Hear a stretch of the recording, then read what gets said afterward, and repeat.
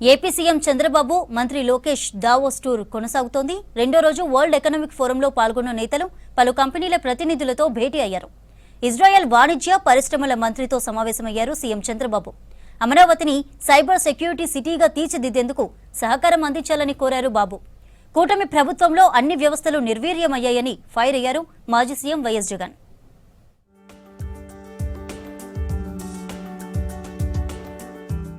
Cyber security నగరంగా రాజధాని అమరావతిని తీర్చిదిద్దేందుకు సాంకేతిక సహకారం అందించాలని ఇజ్రాయెల్ ప్రతినిధులను కోరారు సీఎం చంద్రబాబు. దావోస్లో పర్యటిస్తున్న సీఎం ఇజ్రాయెల్ వాణిజ్య పరిశ్రమల మంత్రి నీర్ బర్కత్, ట్రేడ్ కమిషనర్ రోయ్ పిషర్తో సమావేశమయ్యారు. విశాఖ చెన్నై కారిడార్లో యుఏవీ డ్రోన్ల తయారీ, తీర ప్రాంత గస్తీ, వ్యవసాయ రంగంలో వినియోగానికి డ్రోన్ల తయారీ, వ్యర్థ జలాల రీసైక్లింగ్ సాంకేతికతపై సహకారాన్ని కోరారు.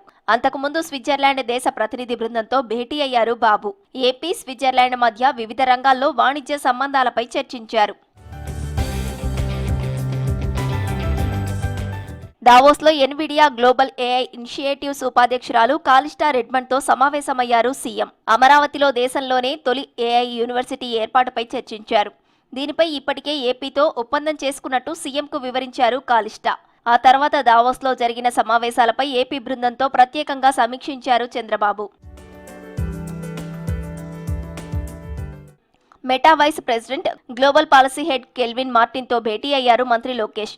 ప్రపంచ మౌలిక సదుపాయాల అవసరాలు, ఏపీ డిజిటల్ ఎన్విరాన్మెంట్ కు అనుగుణంగా విశాఖలో స్కేలబుల్ డేటా సెంటర్ అభివృద్ధికి చొరవ చూపాలని కోరారు. అలాగే ప్రముఖ స్టాక్ బ్రోకింగ్ సంస్థ జెరోదా ఫౌండర్ నిఖిల్ కామత్తో సమావేశమయ్యారు. విశాఖ టెక్నాలజీలో డెవలప్మెంట్ సెంటర్ నెలకొల్పాలని కోరారు. జపాన్ కు చెందిన ప్రముఖ రెన్యూవబుల్ ఎనర్జీ సంస్థ జెరా గ్లోబల్ సీఈఓ అండ్ చైర్మన్ యుకియో కానీతో భేటీ అయ్యారు లోకేష్.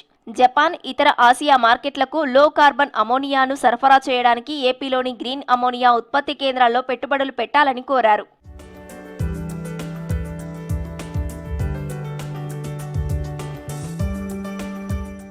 కూటమి ప్రభుత్వంలో అన్ని వ్యవస్థలు నిర్వీర్యం అయ్యాయన్నారు మాజీ సీఎం జగన్. ఏ ఒక్క వర్గానికి ఏ మేలు చేయని ప్రభుత్వం కూటమి ప్రభుత్వం అన్నారు. ప్రభుత్వంపై ప్రజల్లో తీవ్ర వ్యతిరేకత ఉందని చెప్పారు. ఇలాంటి పరిస్థితుల్లో ప్రజలకు తోడుగా వైసీపీ ఉంటుందన్నారు. ప్రభుత్వానికి 3 ఏళ్లు మాత్రమేనని, ఏడాదిన్నర తర్వాత పాదయాత్ర మొదలు పెడతానని, అలా దాదాపు ఏడాదిన్నర పాటు ప్రజల్లోనే ఉంటానని చెప్పారు జగన్. చంద్రబాబుని తెచ్చుకున్నాము అనే పరిస్థితిలో ఈ రోజు రైతులు బాధపడతా ఉన్నారు. మీరే చూడండి, వ్యవసాయం, చదువులు, విద్య, వైద్యం, ఈ 3 ఏ ప్రభుత్వమైనా కూడా తమ బాధ్యతగా నడిపే వ్యవస్థలు. 3 వ్యవస్థలు పూర్తిగా కుప్పకూలిపోయినాయి. 4వ వ్యవస్థ లా అండ్ ఆర్డర్. ఈరోజు రెడ్ బుక్ రాజ్యాంగంతో 4వ వ్యవస్థ పూర్తిగా దిగజారిపోయిన పరిస్థితుల్లోకి ఈరోజు కనిపిస్తూ ఉంది.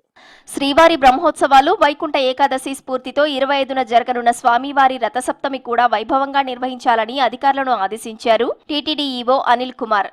జిల్లా పోలీసులు, టీటీడీ అధికారులు, సిబ్బంది సమిష్టి కృషితో రథసప్తమి వేడుకలను పూర్తి చేయాలన్నారు.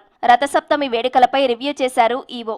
ఏర్పాట్లపై అధికారులకు సూచనలు, సలహాలు ఇచ్చారు. రథసప్తమి వేడుకల సందర్భంగా ఈ నెల 24 నుంచి 26 వరకు స్లాటెడ్ సర్వదర్శనం టోకెన్లు జారీ రద్దు చేస్తున్నట్లు తెలిపారు. ప్రోటోకాల్ ప్రముఖులకు మినహా వీఐపీ బ్రేక్ దర్శనాలు కూడా రద్దు చేస్తున్నట్లు చెప్పారు ఈవో.